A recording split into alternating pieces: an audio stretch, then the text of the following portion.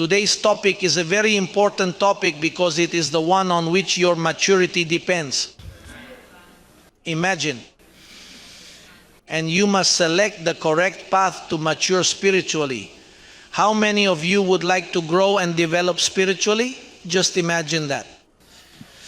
Because carnally, you do not have to struggle to mature. You are born mature. The flesh is mature in its qualities. It is the spirit that must grow up. Since Adam's sin obscured your spirit and left it tainted and removed him from the glory of God. To put it differently, you found yourself spiritually blind, and at that moment, religions emerged as the initial options available to you. And there are countless religions. Now, what emerges, what brings maturity, that is important. 5:17, are we all here? Galatians, yes.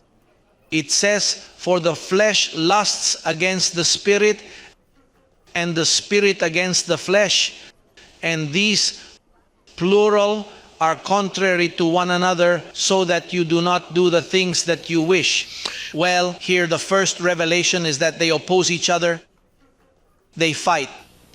The flesh opposes and the spirit opposes. In other words, you have two internal struggles to do good or to do evil.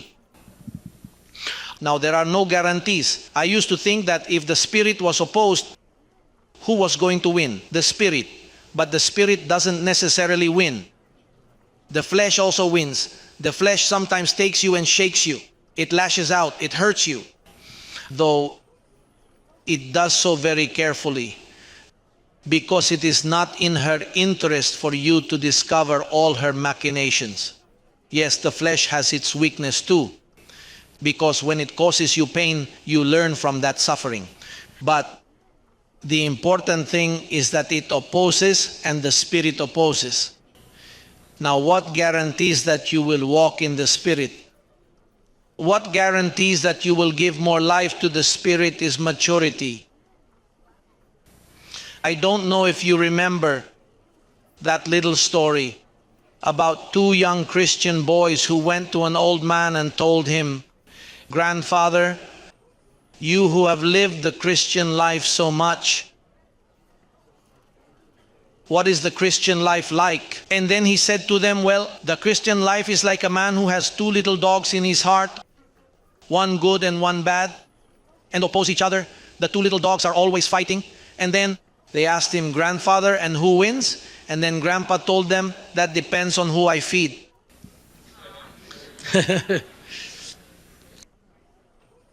So it depends on who you're feeding tonight.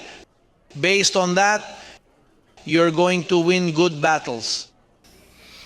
So to mature, there are two things. Romans chapter 10.